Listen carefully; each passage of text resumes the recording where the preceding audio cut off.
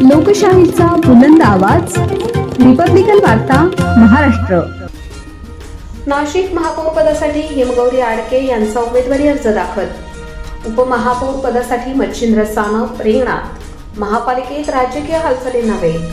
बातमी नाशिक येथून। नाशिक महानगरपालिकेच्या महापौर व उपमहापौर निवडणुकीच्या पार्श्वभूमीवर राजकीय घडामोडींना वेग आला असून महापौर पदासाठी हिमगौरी आडके तर उपमहापौर पदासाठी मच्छिंद्र सानप यांनी आपले उमेदवारी अर्ज अधिकृतपणे दाखल केले आहेत। महानगरपालिकेच्या मुख्यालयात आज अर्ज दाखल करण्याची प्रक्रिया पार पडली। यावेळी पक्षाचे पदाधिकारी, नगरसेवक तसेच समर्थक मोठ्या संख्येने उपस्थित होते।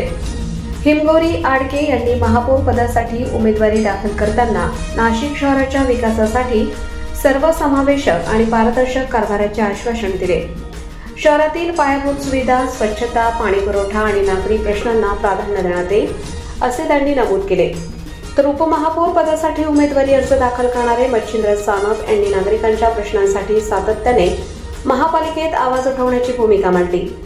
शहर विकासात महापौरांना भक्कम साथ देत प्रशासन आणि नागरिक यांच्यातील दुवा म्हणून काम करण्याचा निर्धार त्यांनी व्यक्त केला।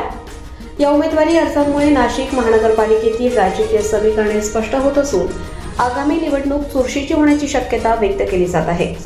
आता सर्वांचे लक्ष महापौर व उपमहापौर निवडीकडे लागले असून नाशिकच्या राजकारणात पुढील काही दिवस महत्त्वाचे ठरणार आहेत। रिपब्लिकन वार्ता महाराष्ट्र न्यूज साठी विशेष प्रतिनिधी Sandeep Dwivedi, Nashik. Subscribe now and press the bell icon. Never miss an update.